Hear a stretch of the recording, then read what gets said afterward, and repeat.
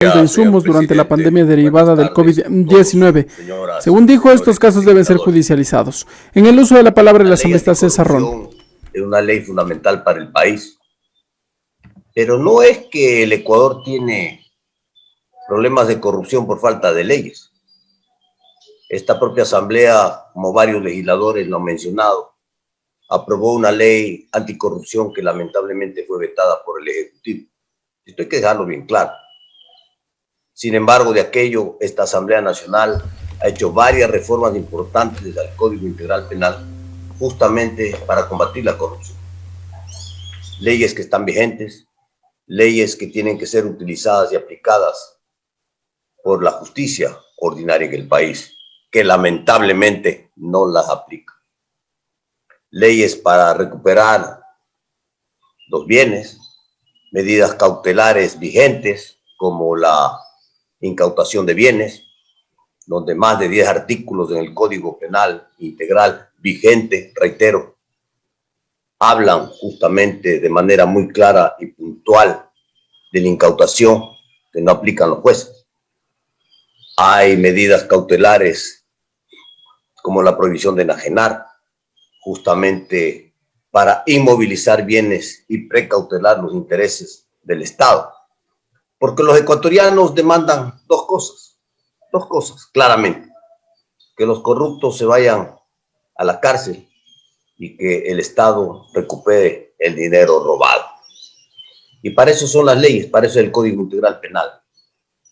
Sin duda este va a ser un complemento que tendrá que dosificarse las penalidades conforme al Código Integral Penal. Pero yo no quiero hablar de las penas tienen que darse porque los delitos tienen que sancionarse y los corruptos, una vez que son sancionados y tienen una sentencia ejecutoriada, tienen que purgar una pena. Y eso está muy bien. Así es la ley y allá tenemos que llegar.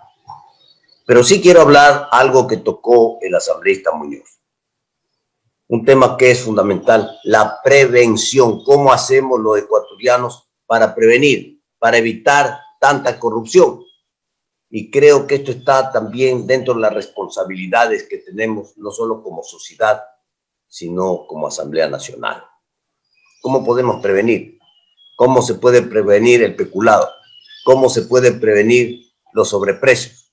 Henry Moreno acaba de hablar mucho del tema de los sobreprecios, del valor del metro cuadrado de construcción, del metro cuadrado de hormigón, que pues el metro cuadrado no puede costar, si vale $300 los materiales, no puede costar pues 1.000 o 1.500 o 2.000. Y eso es lo que ha pasado en el país.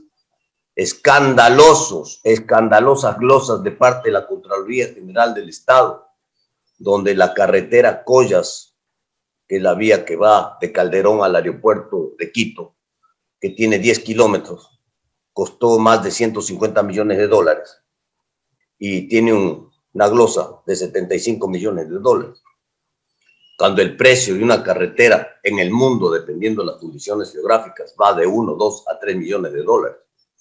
Estas cosas son las que no pueden ocurrir en el país. Entonces, ¿qué se tiene que hacer? En contratación pública, y ahí viene la discusión por la agilidad, por la necesidad, y bueno, en época de emergencia, peor todavía. Se habla mucho de regresar al informe previo de la Contraloría. Es una forma. Puede ser que alguien diga, sí, pero esto va a trabar, va a demorar la contratación pública. Bueno, son mecanismos para combatir la corrupción. Y entonces, ¿qué es lo que queremos? ¿Combatir la corrupción o que siga la fiesta? Y en épocas de emergencia, pues, es más grave todavía, porque ahí no hay informe previo de Contraloría, sino hay contratación a dedo. Y hemos visto lo que ha pasado con los sobreprecios en todos los insumos hospitalarios ahora en la pandemia, que son una vergüenza y una deshonra para el Ecuador. Eso es lo que tenemos que evitar. Ya el asambleísta Cucalón de manera práctica habla de la necesidad de tener un control concurrente, que es permanente en todos los procesos de contratación una vez que se contratació la obra pública. Pero yo quiero ir a algo más de fondo, que ya funciona en otros países con grandes resultados, y tiene que ver justamente con inteligencia comercial, justamente para las compras públicas. El CERCOP tiene que tener inteligencia comercial Y este es un mecanismo para evitar la corrupción, para combatir la corrupción, cuando se puede establecer con anterioridad los precios internacionales de los insumos.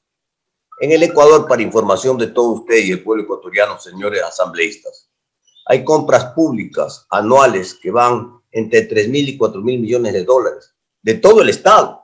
Y cuando hablo de todo el Estado, hablo de todas las cosas públicas. Hablo del gobierno, hablo de las prefecturas, hablo de los municipios, hablo de las alcaldías, hablo de todo el Estado. Y entonces estamos hablando de mucho dinero en compras públicas que tiene que ser controlado. Y para esto es la inteligencia comercial, donde se hace una inteligencia y se preestablecen los precios. Entonces, esta pluma que vale en el mercado 10 centavos, no la puedo pasar por $1. Parece que $1 es poco, sí, pero vale 10 centavos. Entonces, como vale un 10 centavos, no la puede pasar nadie por $1. Y ahí viene justamente el control del Estado para evitar los sobreprecios, el abuso del poder y la corrupción, que es lo que tenemos que evitar. Sigo con el ejemplo. La mascarilla que cuesta $1.50 no podía pasar como pasó ahora en la pandemia, que unos municipios la pasaron en 5, otros en 7 y otros, como el Seguro Social, en $12. Esas son las cosas que no pueden pasar. Si inteligencia comercial establece una serie de ítems, una serie de insumos, los que más compra el Estado, establece los precios referenciales, entonces no se puede comprar más alto de esos precios. Y de esa manera estaremos combatiendo la corrupción y estaríamos haciendo justamente lo que hay que hacer: prevenir el robo, prevenir el abuso, prevenir el peculado, prevenir el sobreprecio. La República de Colombia ha instrumentado justamente un sistema de inteligencia comercial que le ha tomado su tiempo elaborarlo. Pero durante este proceso, Colombia se ahorra, han detectado ahorros en la economía colombiana en el orden de 1.500 millones de dólares. 1.500 millones de dólares es muchísimo dinero. Eso es lo que el Ecuador tiene que hacer: ir a mecanismos de estos modernos que permitan justamente evitar, eso es lo que tenemos que evitar. Establecer con inteligencia, con información que debemos tener todos los ciudadanos, especialmente el Estado, para evitar los sobreprecios, el peculado y la corrupción. De esto no se habla nada. Yo creo que esto es fundamental. Si estamos hablando de una ley anticorrupción, hay justamente que ver qué medidas se pueden tomar dentro de la precaución que debemos tener, de la prevención que debemos tener dentro de las compras públicas, que es uno de los principales graves problemas de sobreprecios que hay en el país. El otro tema tiene que ver, señor presidente, señores legisladores, con los informantes. Los informantes no hacen denuncias. Los informantes dan información. Los informantes dan una voz de alerta. Los informantes están protegidos por la ley. Pero esto no puede ser así. Aquí necesitamos una ley de delación, así se llama internacionalmente. Ley de delación, que permita la protección debida de los informantes para obtener toda la información necesaria para poder hacer seguimiento a actos de corrupción. Por lo tanto, señor presidente, hay apuro, hay premura para esta ley, pero tenemos que hacer una ley bien hecha. Aquí hay cabos sueltos que se necesitan justamente corregir para que esto funcione adecuadamente. Porque los denunciantes, o en este caso los delatores, los informantes, también no solo tienen que estar protegidos por la ley, sino que a través de un mecanismo legal, jurídico, procesal, estén debidamente amparados, justamente para que no tengan temor ni miedo de hacer las informaciones, no las denuncias, las informaciones adecuadas para poder prevenir, para poder combatir la corrupción desde todos los ámbitos del Estado, de la ley y de la justicia. Señor presidente, tenemos que avanzar en esta ley. Hoy resulta que por la necesidad de los instrumentos económicos financieros, de los acuerdos con el Fondo Monetario Internacional y de los multilaterales de crédito, que exigen, y con justa razón exigen, transparencia en los procesos en el Ecuador, porque el dinero no se puede seguir botando por un caño, lamentablemente, y engrosando los bolsillos de los corruptos. Porque aquí, con las leyes que hay, señor presidente, deberíamos tener suficientes mecanismos y la justicia debería actuar como tienen que actuar. Lamentablemente, está dañado el corazón de los ecuatorianos. Y entonces, hoy la corrupción ha hecho raíces en el país. Y esto nos tiene a los ecuatorianos intranquilos. No nos permite tener la verdadera paz social y tranquilidad que necesitamos en el Ecuador. Cuando vemos que la inmoralidad, la falta de ética ha permitido que muchos que hace poco tiempo, porque aquí todos nos conocemos, los veíamos pateando piedras en el parque, ahora resulta que son los grandes señores, los grandes ricos, los que tienen los grandes negocios negociados y que han lucrado a costilla del pueblo ecuatoriano. Esto no puede continuar en el país. Señor presidente, hagamos una buena ley. Busquemos mecanismos para prevenir la corrupción, que le permitan además al Estado ahorrar dinero.